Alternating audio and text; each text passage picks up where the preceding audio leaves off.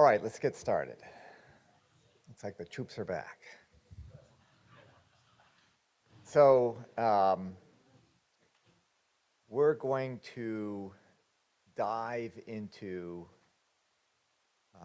a lot of the future ways that large language models are going to be used throughout I2B2 in numerous different presentations and workshops and so forth. But today, we're going to give you a chance to kind of really get into the meat of what exactly is going to happen behind the scenes to accomplish, and by the way, the highlighting in yellow is kind of a theme to kind of follow that kind of helps focus in on the part that is important in the slide, because the context is that we have two kind of general progressions for using LLMs in I2B2. One of them doesn't require patient notes. One of them is really using it to enhance the interactions with the content and the query abilities of I2B2, such that we can get the ontology search tools to work really, really well and take full advantage of Michelle Morris's work to provide essentially millions of different medical terms that exist in our databases. But getting through millions of terms is hard, so okay. The second is help with queries. The third is help with documentation and figuring out how to do things in I2B2. Okay, none of that requires patient notes. But then there's this whole section that does require patient notes. And so here, we're going to first look at how we can kind of do what I call fancy NLP, right? You can search through in the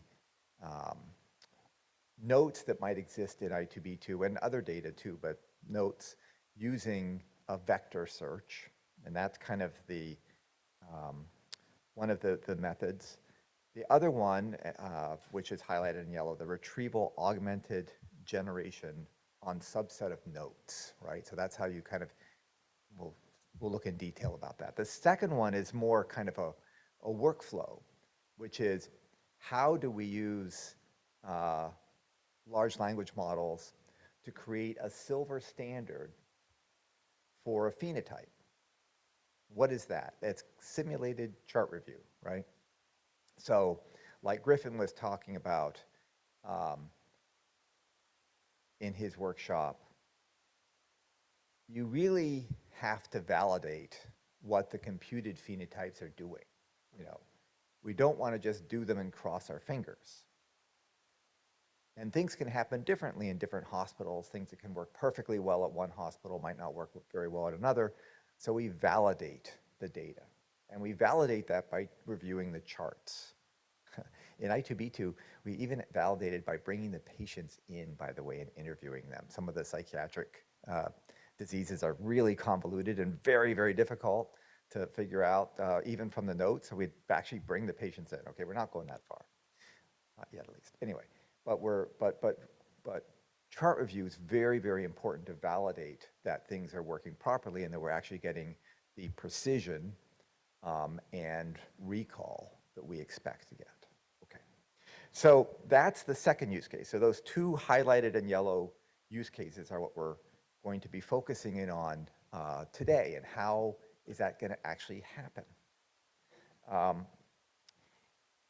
And I'm going to get super nerdy and talk about the architecture of I2B2 and a new cell. So remember, I2B2 is built in a modular fashion so that we can add new stuff to it, right? That's the whole purpose of having the modular architecture, is so that I can, I can talk about it, and people who really are great at working on things, which includes a lot of people in this room, by the way, can add to I2B2 and have it all fit together.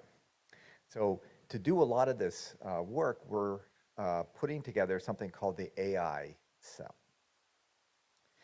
And here's some little nerdy data flow stuff that I've kind of outlined in this slide, where we have the iTube web client, and it starts out by being authenticates. It becomes authenticated when you put in a password, or perhaps even have two-factor authentication like we do have in Recover in the web client.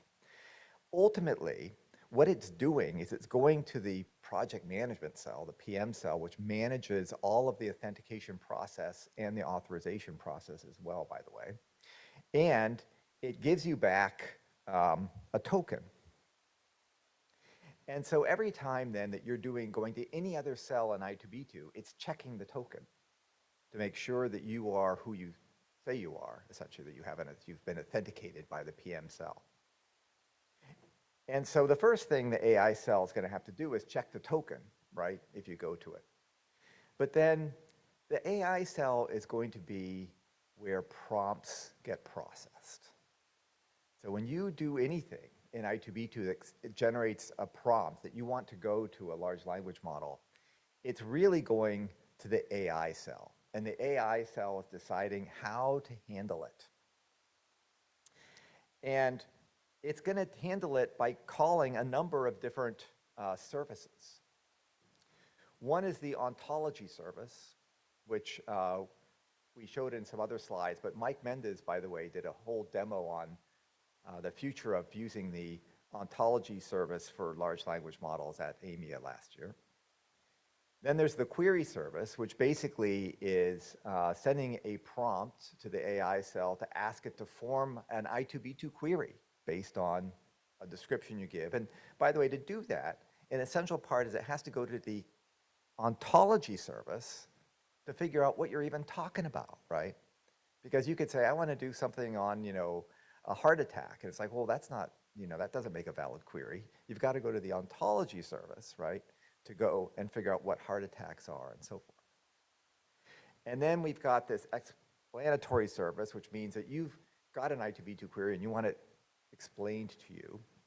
And that's important because in what we call the quality service, which is doing the silver standard and checking things in the notes to see if things are described in the notes that you think are phenotypes of the patients, it's going to have the query explained to the large language model service, right? What it is that you're looking for in that phenotype. So we're going to focus on the quality service today. We've got a prompt, and we're going to cheat a little bit because Junior Mora is going to have formulated the prompt for us, which is going to be, we want to look for asthma patients. But really, in this architecture, you would start with the query tool, right? And you'd formulate, you want to look for asthma patients. And then it would very formally know, what asthma was. It could use some of the ontology metadata information, the hierarchies and so forth, to figure out what asthma is. It'll go to the AI cell, and then it will go to the quality large language model cell. Named that because the large language model cell is really to check the quality of our phenotypes and do the silver standard work. And to do that, it's going to have to visit the visit dimension table. Now, how does the visit dimension table get in here? Well, so I've been talking a lot about notes now, right? So it's going to be looking up notes, but where are the notes? Typically, there's no notes in I2B2. Now, you can put notes in I2B2. We've had that infrastructure in for about 12 years.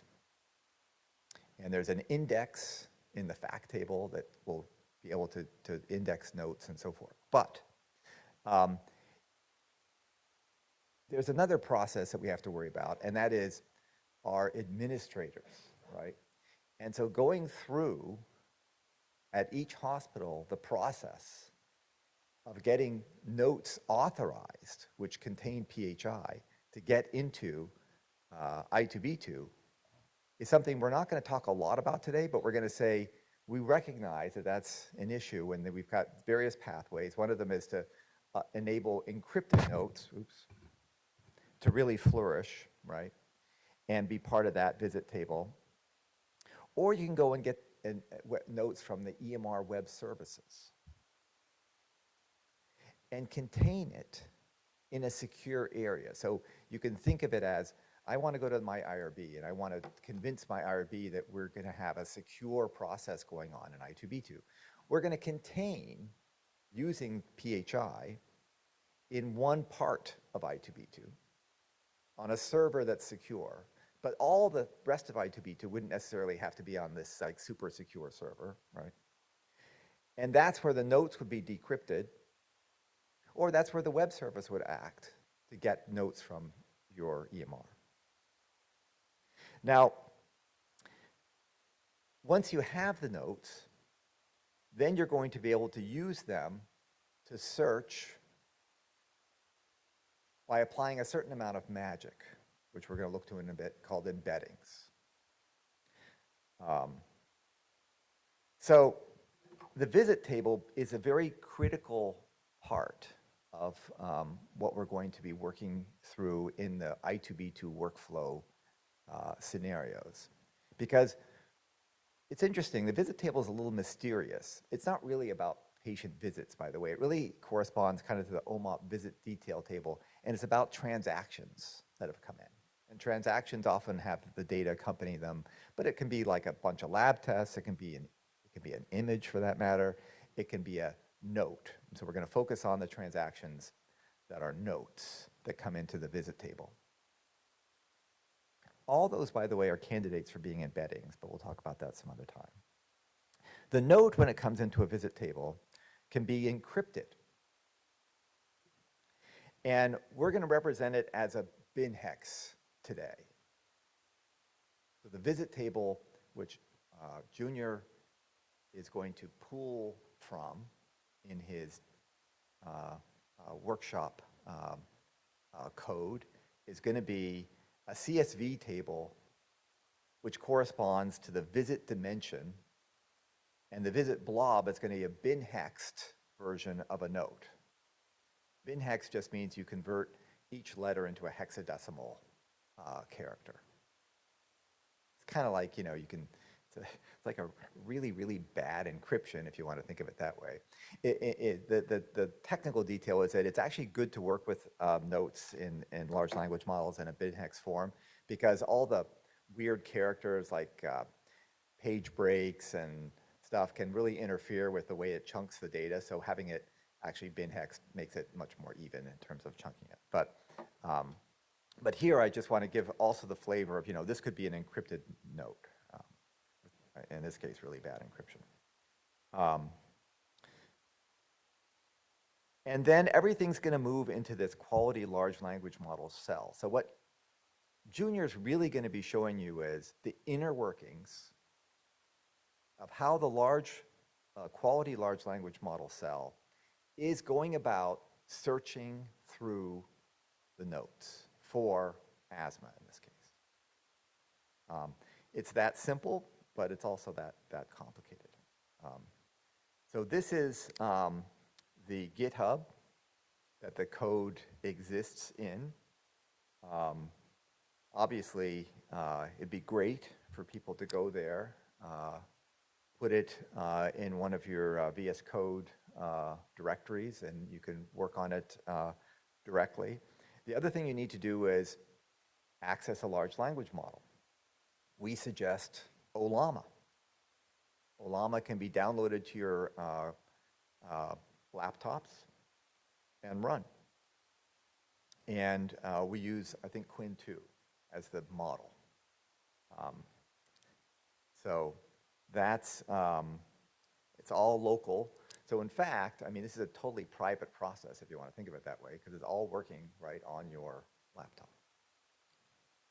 It doesn't have to be private. These are all, we generated a bunch of fake notes. fake notes that correspond to the demo database visit structure, so that later we're going to actually put those notes exactly like we in the demo database. You can actually have this simulation like implanted in the demo database for you all to work on in the future as we develop large language models and these workflows in the production I2B2 instances. Now, I just wanted to very briefly talk about embeddings. So all of large language models, they use embeddings. Embeddings is an extremely powerful concept. And it turns words or sections of text, whole sections of text, often an entire note, for example, into a vector, a numerical series of floats, right, real numbers, which contain a tremendous amount of information, right? And the way that they are constructed, they capture the semantics of the text. And I'll show you a little bit about that. But that means the meaning. These numbers capture the meaning of the text. Now, that might seem like fantasy until one kind of thinks about how words are grouped together in a sentence. You could say, you know, I like cats because they're fluffy. And what else would have that exact same sentence but have a different word in it? I like kittens because they're fluffy, right? So without knowing anything about anything, those two words might be similar in their meaning, right? I like dogs because they're fluffy. Yeah, it doesn't fit quite as well. Dogs aren't that fluffy, but there's probably a number of dog sentences that are like that, so okay, not quite as good. I like houses because they're fluffy.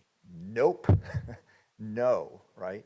So that's not going to be able to fit well.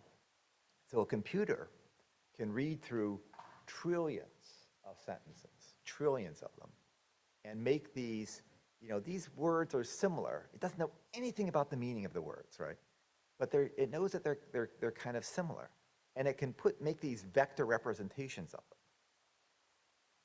And so at the end of the day, when you kind of plot out what they actually are building, they're building these kinds of numerical representations of different characteristics of what these things have. So if you think of the cat and the kitten, you know, they're kind of like saying, okay, they're kind of like, you know, a live being, and, you know, they kind of, you know, they're capable of having a gender and so forth, as opposed to the house, right, which is a negative aspect of being a live being, because it's not, and it doesn't fit into any live being sentences, right? A dog, you know, it's a live being. It's just as live as a cat, so it gets a good live being score. But it gets a very poor feline score, right, which is in the negatives. And you can actually plot these things out, and it does all kinds of fascinating things about when you plot them out. The computer, which would really have no knowledge of anything, right, puts things that are similar together. And from that, it can build together sentences and predict together sentences, and that's really how large language models work. Okay, so the rest is I've included a bibliography because obviously, you know, I haven't really said all that much, but there's going to be lots of papers in here which I use and many people have used to really base their knowledge on, you know, what can happen in the future and how we should be developing I2B2 to be able to do these different tasks. And so now Junior is going to show you how to do it in order to find a characteristic of a patient, asthma in this case, in the notes using large language models. Okay, good morning. So just adding,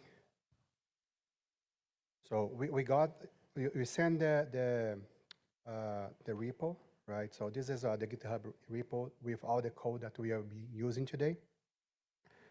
So a quick, I don't know how many of you are going to try to run the code right now. If you need some help, Tom is there that can help you set up the environment. And then what we need to do, like we're going to use Python and Visual Studio Code and Llama. And then in this repo here, we have on the README file here, we have all the structures that we need to set up the environment. Okay, so we need to first clone the repo, and then we have all the environments, all the libraries, etc., that we need to run the code. We have to install everything here, and we need to download Llama. So we have, so depend on your system, you can like download the Mac OS or Windows, and then you're going to basically install the application on your computer. And the main idea for that is because now you can actually run, it can interact with a model directly from your machine. So when you, for example, clear this here.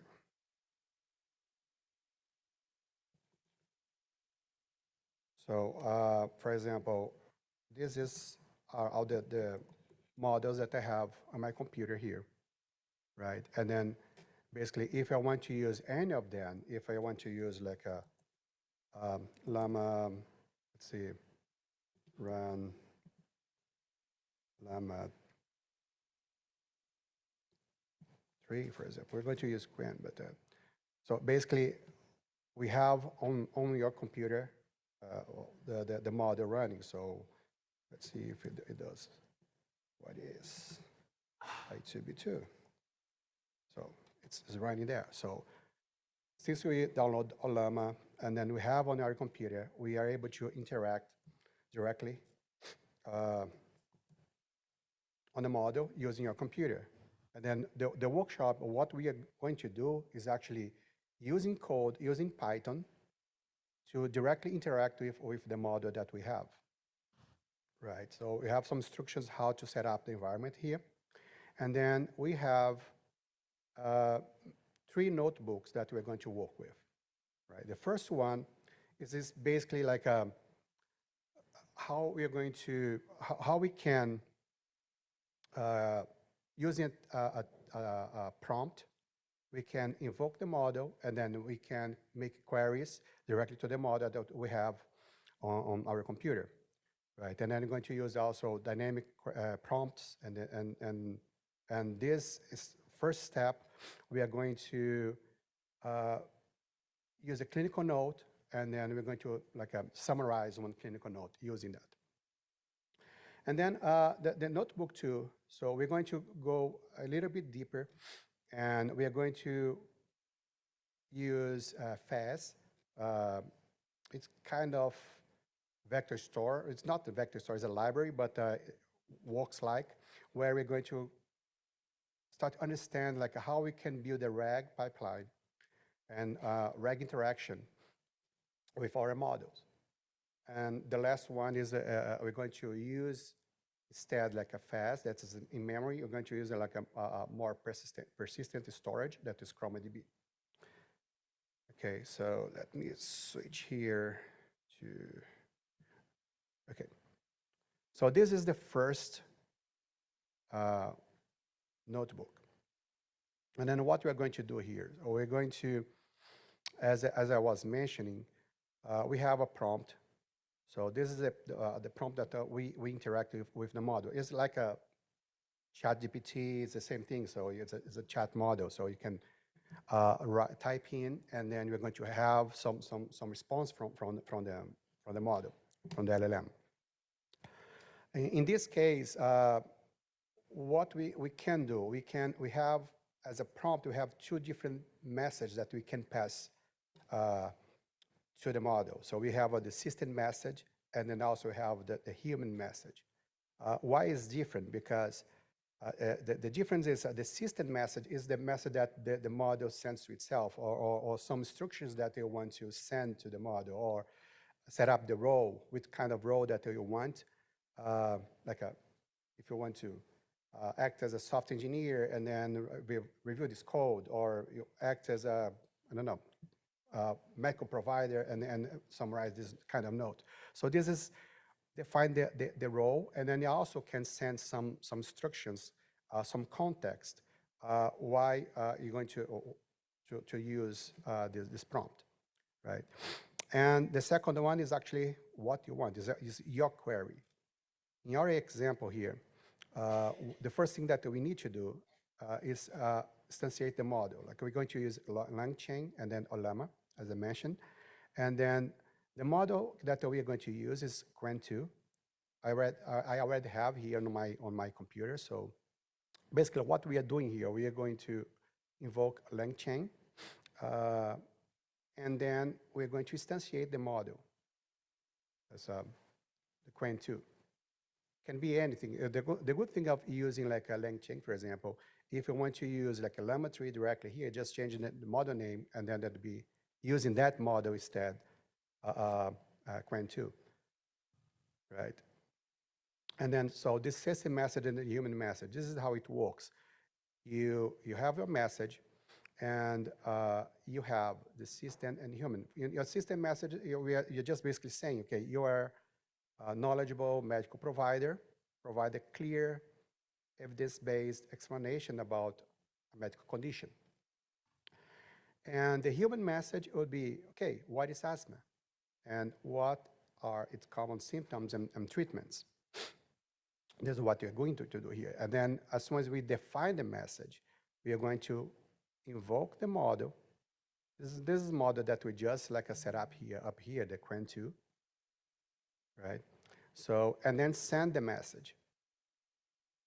And at the end, we're going to have like just print here just to have idea what we're going to retrieve back. So it's running right now on my computer. And takes, okay, the model response. So this is what the model brought. So like asthma is a chronic respiratory condition, et cetera, et cetera. So depending on the model that you're using, the response might be like a different, right? Because of the number of parameters that the model that you're going to use have. And the next step here, okay, so we already know how to use the prompt, but what if we want like some dynamic prompt? We want to send some parameters to the prompt using the same template. We can create a template, but I want to plug in some variables in order to make more effective, depending on the workflow that you're working. And then you can actually, on the system message, either on system message or the human message, you can plug in some parameters that you can just like as a variable. In this case, what we're doing here, so we are using a different class here from this library that is a prompt template. We're creating a prompt template. We have two variables here, right? In this case, like have fun, like a 5-year-old, and then a kind of disease that's epilepsy. And then we are going to define like the message. And then message is the same thing, but at the end, we're going to ask like appropriate for a patient type, patient. So what kind of patient that we are setting up like some context to the model. And for the human message, again, we're going to like change like this is changeable, like what kind of disease. So in order to pass to the model. So we create this template here. When you create this template, this is the path that we create the template. We just like pass the message, and then using the class that we just assigned like up there, and then we create this prompt template.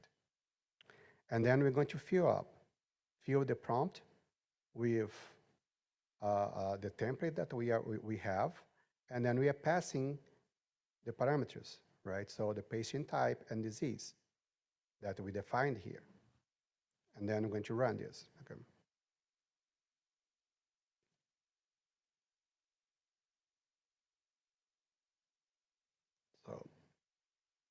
There's epilepsy, the brain disorders. Yeah, so this is 4 or 5 years old. And then what if you want to change here? So if you want to change, let's see, Spanish speaker patient. So just run it. Well, I don't need to change anything else because the prompt will be the same. Just, so now it's in Spanish. So I can change what kind of disease, like um,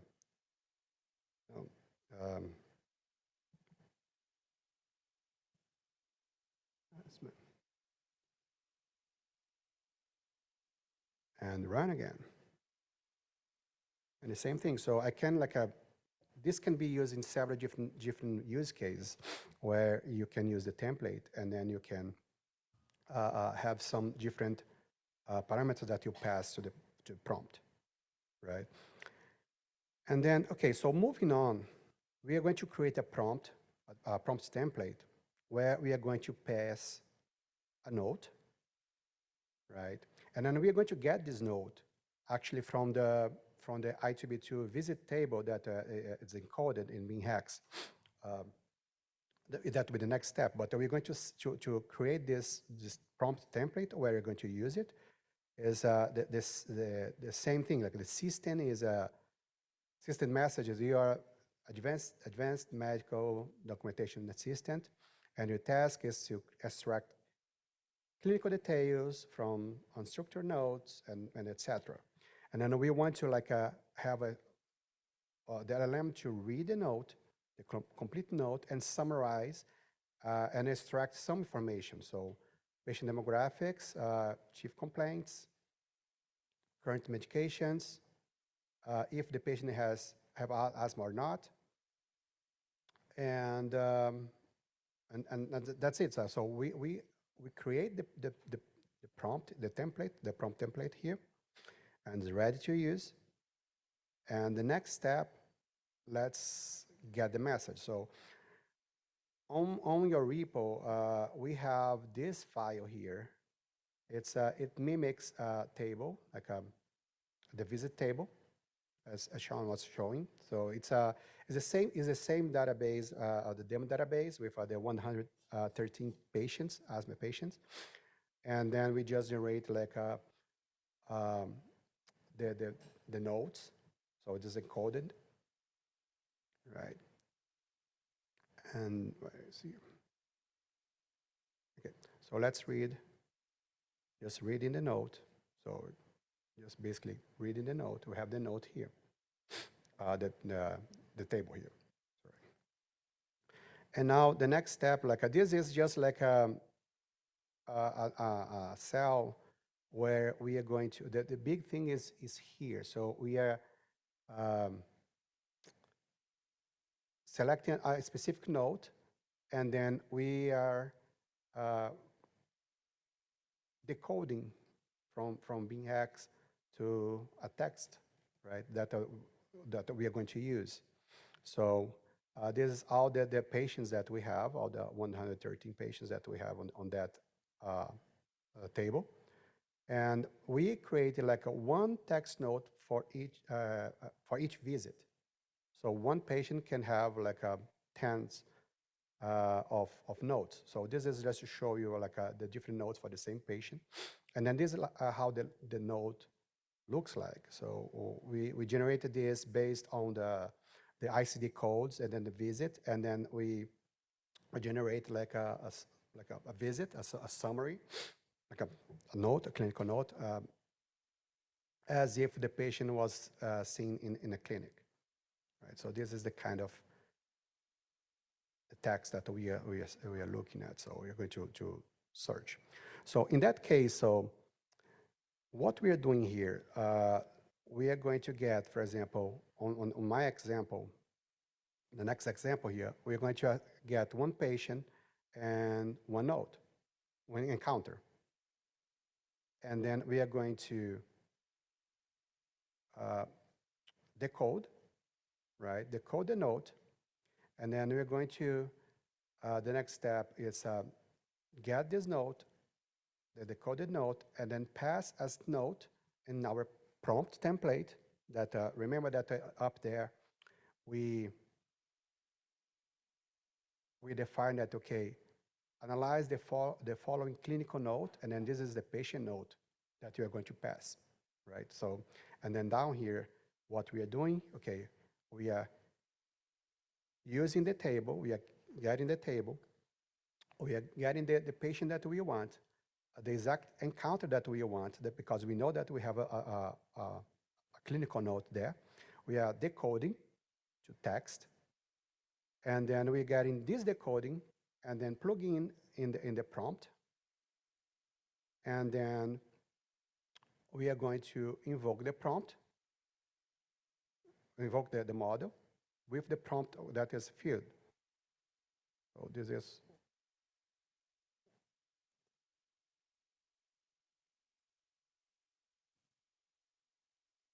okay. So this is the note, the summarized note, well, with the patient demographics here. In this case, the patient doesn't have asthma, and then if we want to like get a different patient here, like let's see, let me go down there, or maybe I can just get from up here so you can see where is the note.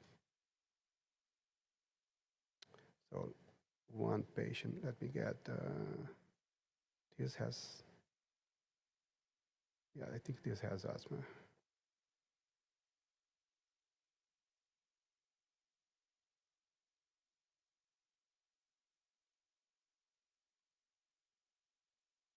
Okay, let me get one from here that I know that,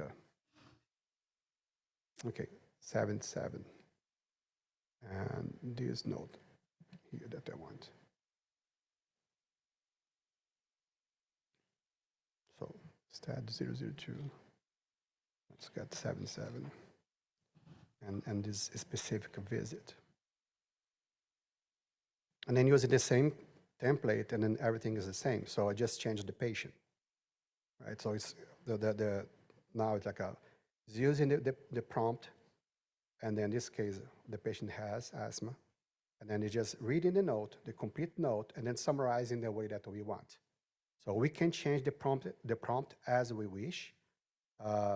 This is basically what we are asking, but we can change. So this is depending on the use case. You can do anything, right? So this is the first notebook that we at the end here, just showing basically how we can invoke the model, or can download the model. In our case, using Qwen2, we can decode one clinical note or that we have on our visit dimension table, and we're going to define one prompt template and plug the note on the template, and then we ask for the LLM to summarize that note. Okay, so this is the first notebook. The second one, we're going to move a little bit more. Like we're going to start to talk about RAG, where is Retrieval-Augmented Generation. And let me go back here just a second, just so, okay. So this is, let me just open a little bit more here, more space. So this is like an overview of RAG. So we have the retrieval part, and then we have the generation part. We have one pre-step here that is like the indexing, so where we get our data, and then we put in the format that will be ready for the vector store, right? So we are going to use the data that we have, the table that we have. We're going to do all these steps here, okay? And the first step, or what we're going to do is just like this simple, since this is a different notebook, we're going to read again all the table, right? So we're going to get the table. We have the blob here that are being hexed. And the next step, what we are going to do is basically we are going to read this bin hex blob and decode and create a new column with the text. So because we're going to embed not the bin hex, and this in the example, we're going to embed, vectorize the text. So this is what it does. Like we are going to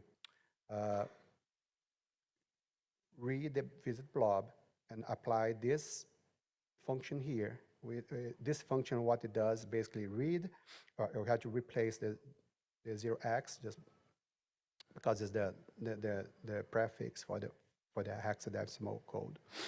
And then we're going to use this library to decode the note. So what basically, and then we're going to display what we are doing. So what we did here, so we just decode the note, and we create a new column on our table, right? And if you want to, we can if you're using the I2B2, you can like add a new column with and save the text. I don't know, depending on your use case. But this is very straightforward to the code, right? And then this example of the note again, because at the end of the process, I want to show one of them. So this is like the bin hex version, and this is what we are like the note looks like. Okay, it's a big note actually. It was big, I had to reduce the size, but it's a good size. Okay, so where it's not showing. Okay. Okay. So what we are doing, so we have the bin hex. We already like a read and decode the bin hex in text notes, right? So this is one-to-one. And then the next step, what we are going to do, we need to embed the note, right? Vectorize the note in order to store in the vector store. We are calling, it's not the correct term that FAS is a vector store, but it's a library. But for the context of what we are doing here, I'm going to call this as a vector store. It's an in-memory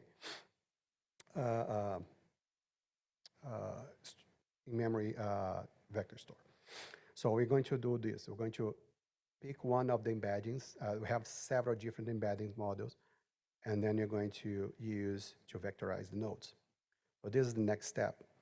For this example, we are going to use this mini LLM. This is from Hugging Face. This is another thing that we have so many different models that you can use for that, like sentence similarity. So we are using this first one here, sentence transformers, to embed. So, but there are many. You can use OpenAI, you can use Azure OpenAI, or any of those here, or Llama. And then we picked one that it's good for the purpose of this workshop, and it's lightweight, so you can run on the computer. And then what we're going to do here. So we are defined the model.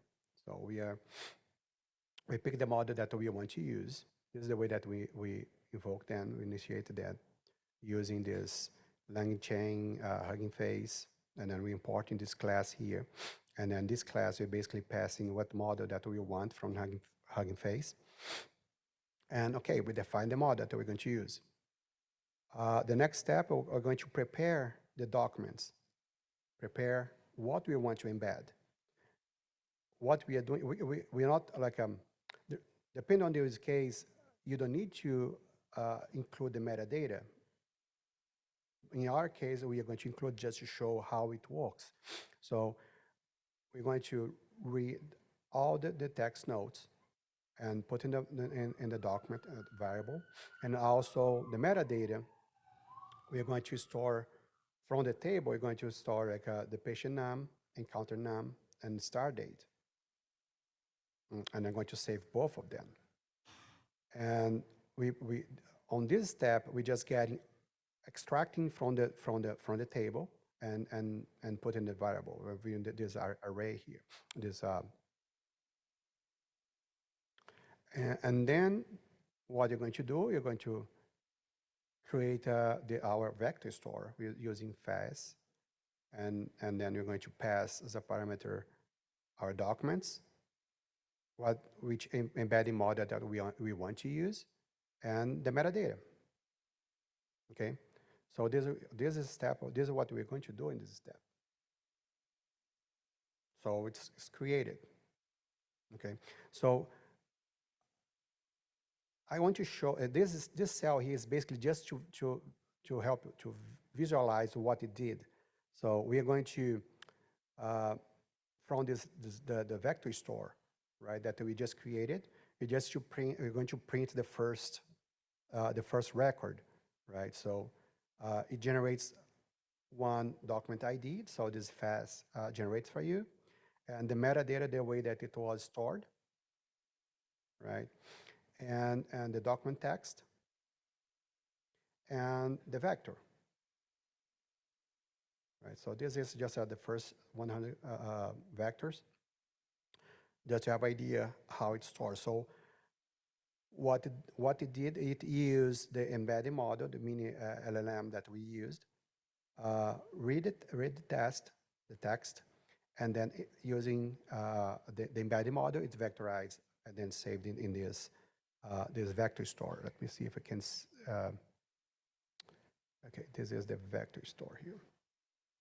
I don't know if you can see, but I think maybe it's too small. So, but anyway, so if you want to see a different different record, like I don't know, 12, and this is another record. So this is the way that it saves. Okay, so okay, so what we did, so we got our table, we read our table, and then we create a new column with the coded text, the coded note as a text, and then we create a vector store with this text notes and with metadata and save it in a vector store. Okay. So we basically created this part here. So, and now what we're going to do with that? So now we're going to look to start to query this data, right? We're going to use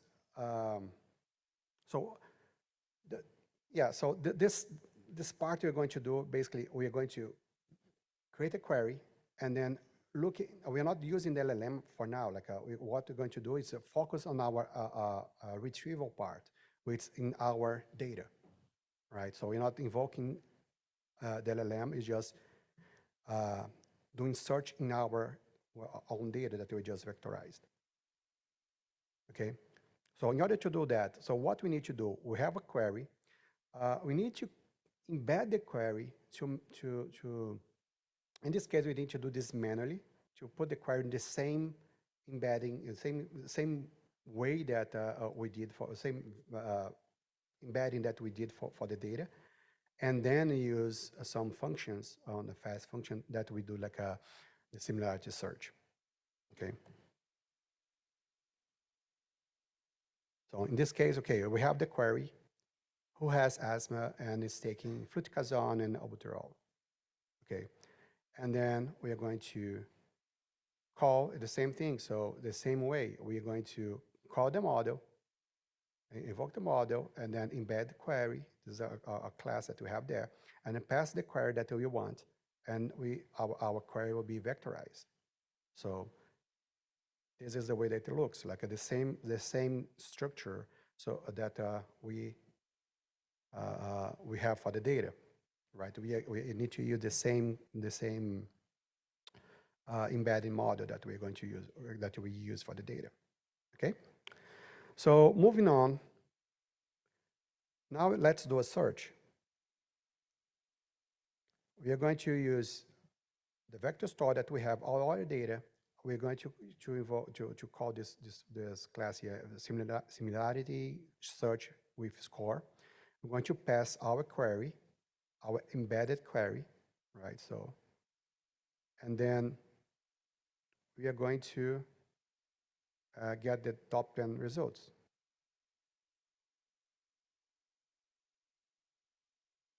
Okay, so you're going to have, look, so we have here, so in this case, I added here, so fast, we are using Euclidean distance for fast. It's not the similarity score, it's the distance. So it means that it's the opposite. It's the close to zero is better. So the score is upside down. You can use like if you want to, sometimes you want to like just use this formula to invert, to be more intuitive. We're not going to do this right now. So we're going to consider that the smaller number is the better. So, okay, so our query, it was if the patient has asthma, okay, and was taking fluticasone, right, and somewhere, so albuterol is somewhere there. Oh, it's here. Okay, so, and then we are going to, so all we asked like a 10, like this is the amount of results that we want. And it doesn't matter if how similar it is. It's bringing with the score. So if you want like a 100, okay, you can get like a low scores there, like a high score that is low. Okay, but it's going to bring you the amount of records that you asked. Okay, and then that you need to evaluate if all these records you need or not. So another thing that I want to point out, like since we have multiple notes for the same patient, we are going to get also multiple notes, multiple similar notes for the same patient. We're not filtering this off because this is a different encounter, right? But since the patient like is the same patient, probably is mentioning the same kind of medications and everything. Yep.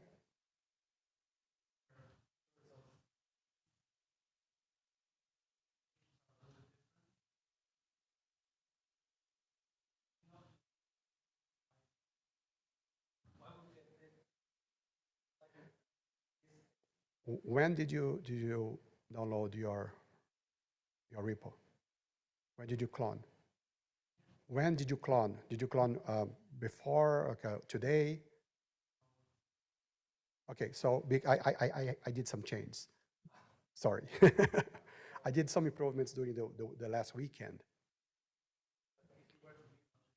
That should yes and no, because you know LLM every time that okay, yeah, so not your LLM, yeah, yes, should be.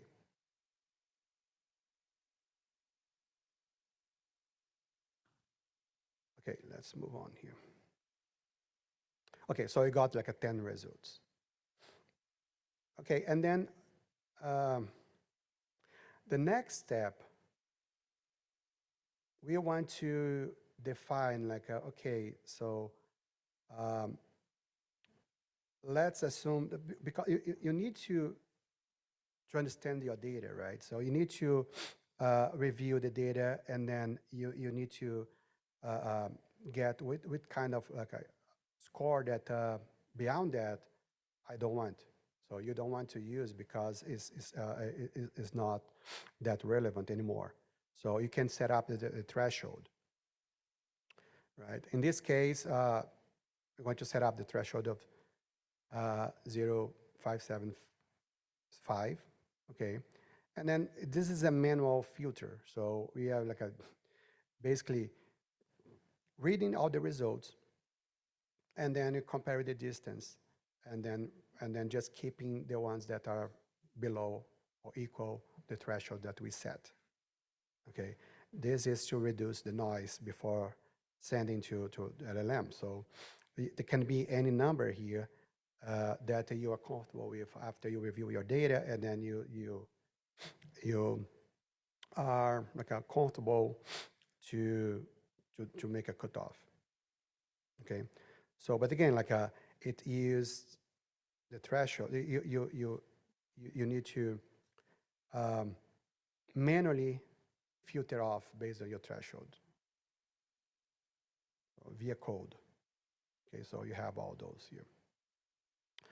Okay, so we already have like a, and then again, like you're going to see like we have the same patient, different nodes, right? So well, this 005 here again, so 1, 2, 3 here again. So we have, although we have like 8 nodes that come up here, so some of them are duplicated patients, and then we don't need them, right? So what we're going to do, we're going to move to the next step, which is generation. We are going to create our prompt template, and then we are going to pass the results of our retrieval, all the documents that we retrieved in the previous step, and then plug in the template, in the prompt template, and then invoke the LLM. So this is the prompt template that we're going to use. Is very similar to the one that we use in the previous notebook. The only difference is instead like using only one node, we are going to use like several nodes, right? So, and basically the same kind of summary that we want, like demographics, visit date, et cetera, and the same thing. So the difference is instead of one, we're going to now pass a group of documents. And okay, let's create this. Okay.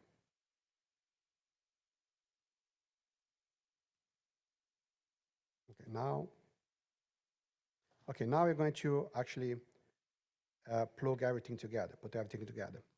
But as we have, so sometimes depending on the case, and then this is why I did some work during the weekend, like to add this context here.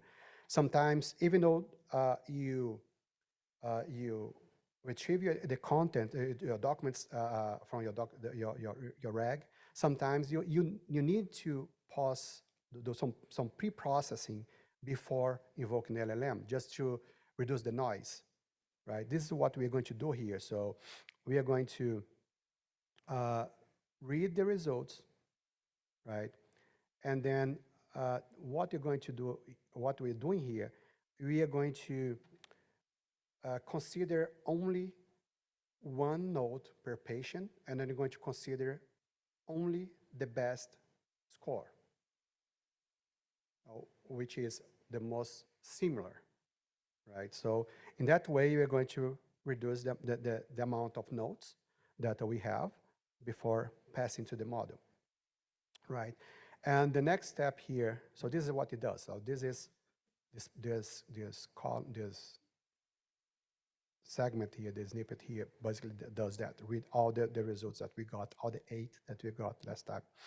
And then we're going to remove the duplicates and consider just the best match.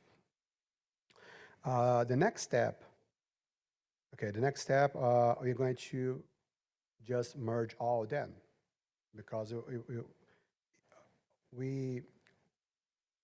after I run, I can just show, but the document, okay, maybe I can show up here.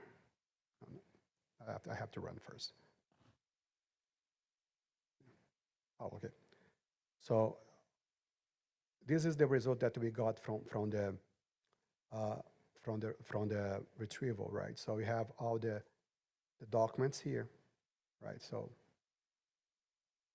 and the way that we structure, I don't know if it's too small, but we have the metadata that we saved, like a patient name, encounter name, start date, and we have the page content, which is the note, right? And at the end, we have the score, right? So this step here, basically what we are doing, we are putting together, we are extracting actually only the nodes, right? So we can add metadata. Yes, we can, depending on the use case. But for this, for what we are doing now, what we are reading this, the list of documents, right, that we got from the search, for similarity search, and then extracting only the text notes, right? And then the same thing, we have the final prompt where we are using our the prompt template and then plugging in the retrieved context, the final one, the clean one, and we are plugging also the query, right? The user query. And then we're going to invoke the model, right? And then you're going to have a response. So we don't need to, the temperature here, so we don't need to use, but just to be more precise, but in any case. So you're running now. We're running with Quen2.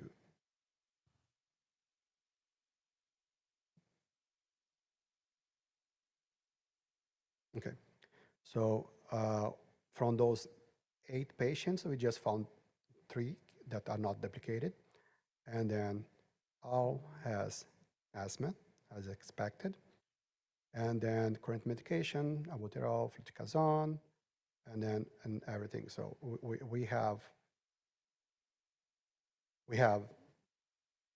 accomplished what we wanted to do. So basically, we got our data, we decode the data, we vectorized the data, put in the vector store, and then we run like a few similarity search on that data. And then after got the documents that come out from the search, we clean up a little bit, just reduce the noise. And then we use our prompt template to finally use with the LLM to get the results that we want, okay? So, okay, so this is the second notebook. The third one is the same approach, but using persistent store, vector store. We're going to use ChromaDB because the fast is depending on the use case, but if you just like turn off a computer here, everything is done. And then ChromaDB is actually a persistent database. We are creating a database, right? And then there are so many different order that you can use. You can even use a Postgres with a pgvector plugin. You can use many others. And then let's move on. Okay, the first step, same thing. So you're going to read. So I'm just like cutting a little bit here because on this step I just like doing the same thing that we did last time, but just in one cell. We are reading the table. We are decoding the table, the bin hex, the blob. And we are already like saving as a text. So just to save time because it's the same step. So this is what we have. We already have the node text here. We have already the visit blob, etc.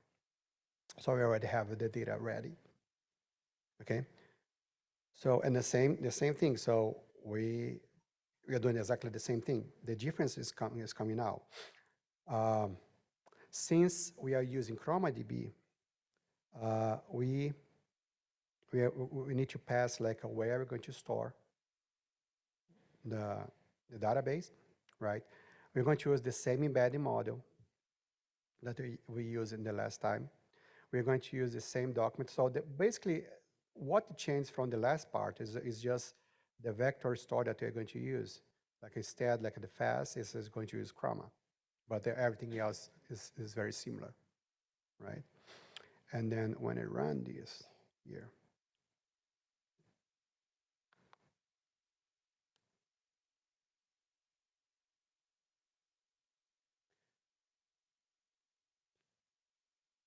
so since it's in disk, it's take a little bit more time. So, okay, so if I go now on my computer, let me see if I can just reload here. So this is the node, right? So this is the database that I asked to create. So the nodes ITB2. So this one here. And then this create like a folder in your computer. And then there's a database. You can actually connect to that database. And then this is how it looks. So you have the embeddings here. Oops, oh, this is the old one. This is the new one. The embeddings here. So you have us as a table. So you can see everything that you did. So we have the metadata that you saved, right? And then you have just a quick view that you actually can interact with the database directly with the ChromaDB. Let me close all this. Okay, returning to the. Okay, so we have the ChromaDB, the database already on our computer with all the nodes. And then, so since you're using ChromaDB, you can take advantage of this using some of these features that it has. So it's easier to actually use. So for example, we don't need to embed the query anymore, right? So this step here, ChromaDB already does for you. So just pass the whole query and then that'll be done. So we don't need to embed them. And also, so, okay, and then the first step here, we're going to use the similar one that we did the last step, like the similarity search with scores. But this time, it does use the cosine. So it is the relevance score, the similarity score. So it's the higher the better. Higher is 0 to 1, okay?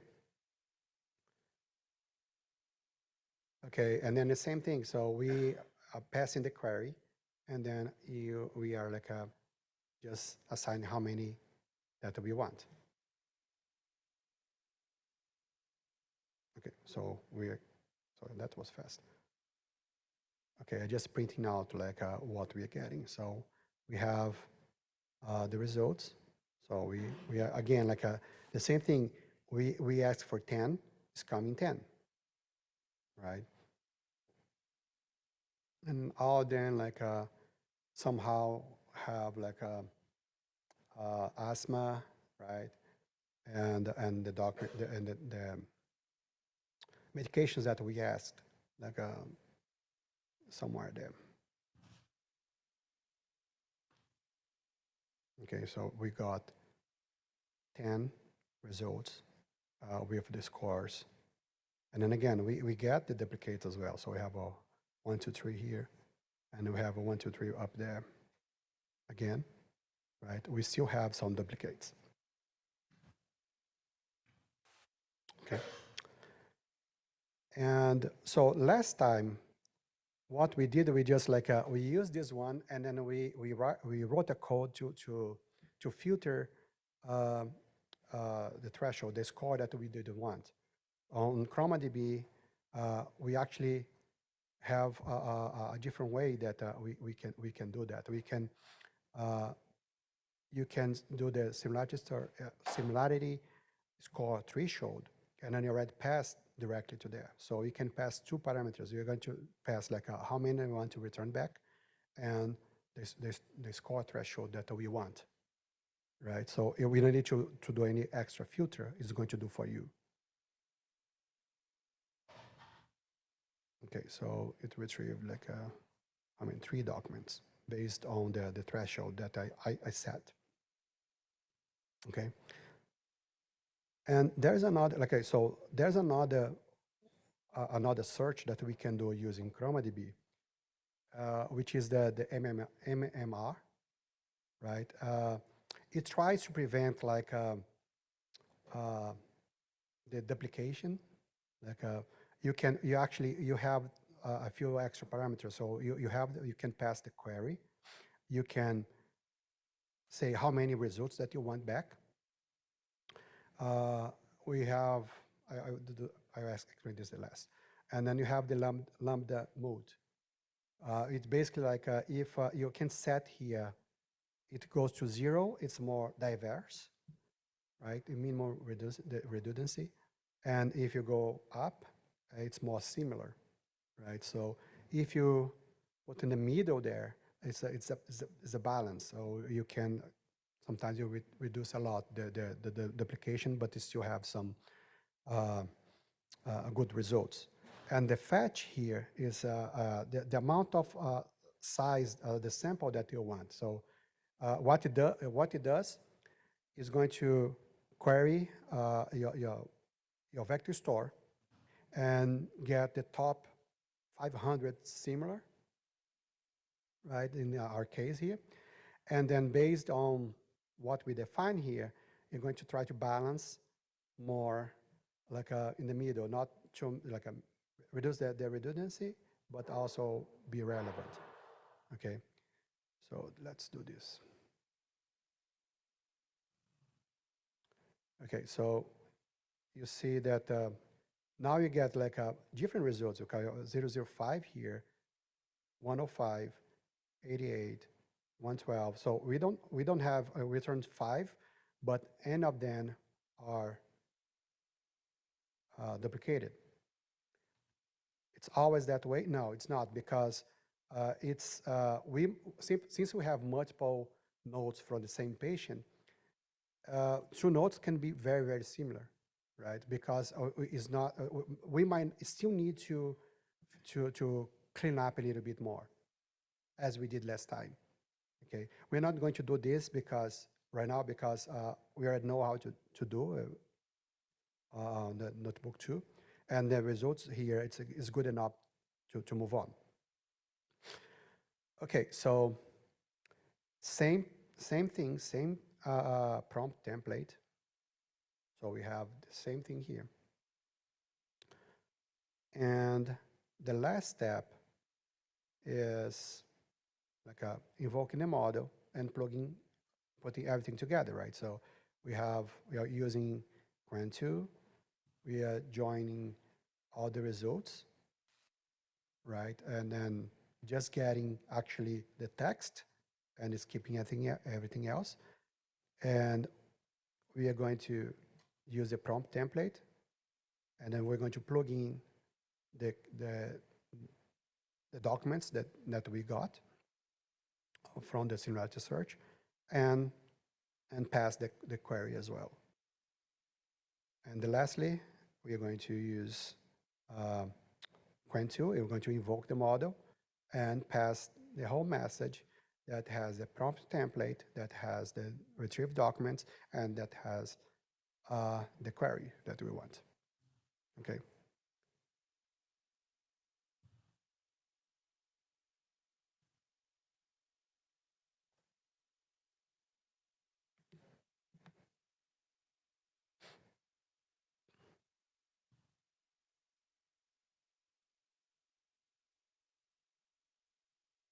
Okay, we got it. So we have the summary of the patients, right? It brought like a conclusion here. But all these patients, they have the summary as we defined on our prompt template, okay? And that's it. So we did the same thing. So if we want, this is good, like if you want to use a different model, for example, we just need to change here, right? Because of course that you have to download the model on your computer, but if you want to use the same thing, the same code, and I just need to change here and then run it again. Yep. Yep.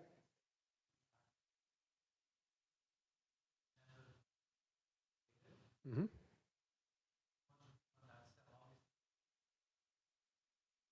Mm-hmm.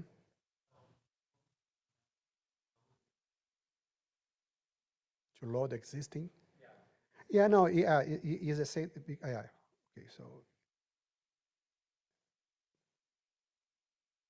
yeah, because we did the same thing twice, right? So actually the same thing. Yeah, so this is the common. So this, if you already have the,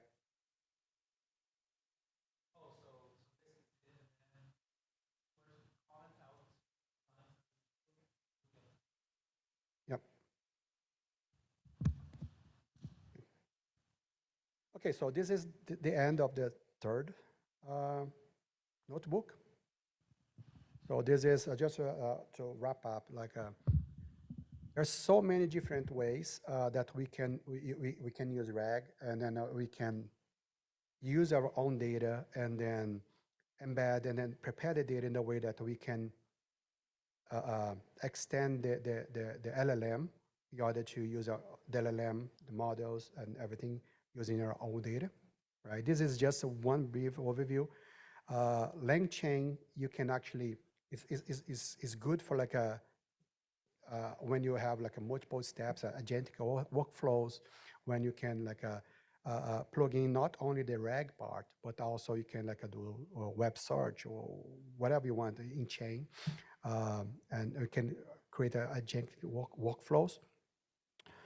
But this is like a just an overview how we can like use LLM and in the RAG setting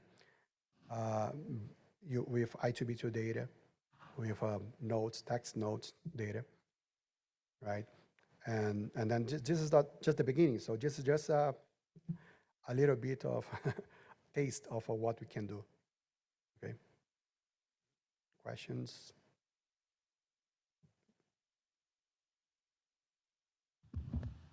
Any questions from the room?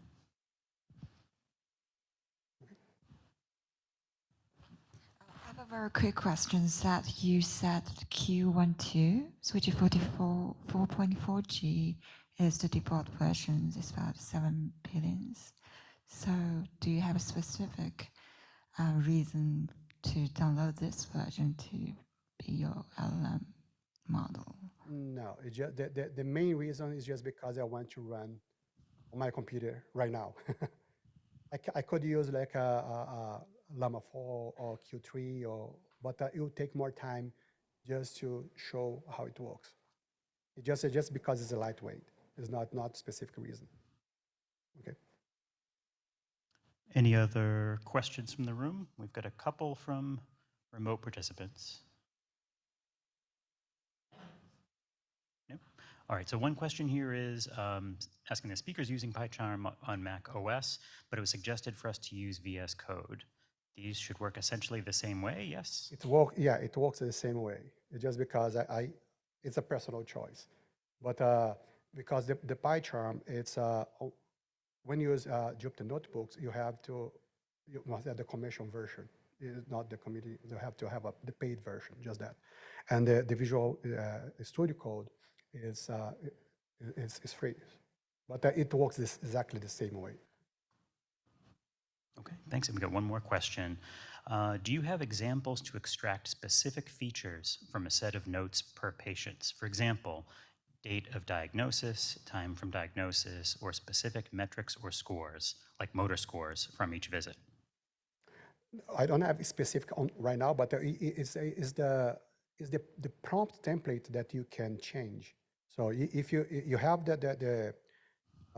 all the code on the repo, and then if you change the template to ask the questions that you want, and you can run it. So the concept is the same. It's just the kind of results that you want back. You depend on how you write the prompt. Sometimes you have to do like several iterations in order to improve the prompt, in order to get the results that you want. Okay, and one additional question, what hardware are you using? Oh, I'm using MacBook Pro M4 Max. All right. Any other questions in the room? Oh. Thanks, that was very interesting. I've done some chat review validation, so I'm like thinking about how nice this would be to accompany review of notes. But have you evaluated for like, the hallucinations? Like that's kind of what I'm thinking as I'm looking at this of like how much can you trust the results, or do you need some kind of threshold of notes per patient? What sort of are the pros and cons here? Yeah, so not specifically for notes, right? So because the notes that we are, there are other people in our group that work specifically with notes. This is, I was prepared for this workshop, but we do have like some examples like reviewing patient messages, for example, right? And then you can extract it, you can classify. There's like a, depending on the model that you're using, it's is reduced or not, like the hallucination, right? It's a matter of test, right? As bigger, sometimes better, right? So for this, it's okay using Quen 2, but if you want to increase the, the, the quality of your results, you might need like a beefier LLM model. So it's a great question. Um, so the question is how to avoid errors. I don't know why they call them hallucinations. It's just like, why do they do that? They're just making mistakes, right? So how do you avoid an error? One way is that you check it. So you have an agent that goes and says, okay, so I got back that, you think asthma started on, January 20th, 1999. Where did you find that, and check the result. And then, it can go and check the result, and then it'll be a better, a better accuracy, Now, you pay for it because it's running more cycles, so you got to spend more money somewhere, and time, right? So it's taking more time. So let's say you had, 10,000 patients to process, and every single thing that you extracted, you said, okay, you go back and check that and tell me where it is. It's going to take much longer, right? So, but the strategy of, going in and asking it to check it in various ways is really what we've used to try to avoid the mistakes that it makes. There's a interesting phenomena, which is these models don't always get better as they get bigger. And they can regress from where they've been before. So even like later versions of GPT-4 would do worse on numerical problems, for example. So although the local models, the small, 7 billion models, don't tend to do as well on general tasks. They do surprisingly, similar in terms of, and you really have to check them both. So in some ways, you can get away with a smaller model. You're running it on your laptop, so you're not paying as much as you would if it was in the cloud and you're paying for GPUs in the cloud. So that's kind of, but there's this kind of, how do you check for errors that is always a question.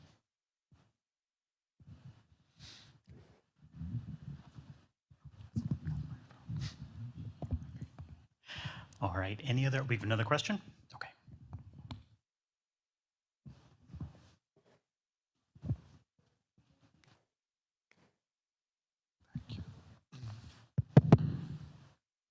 Hello.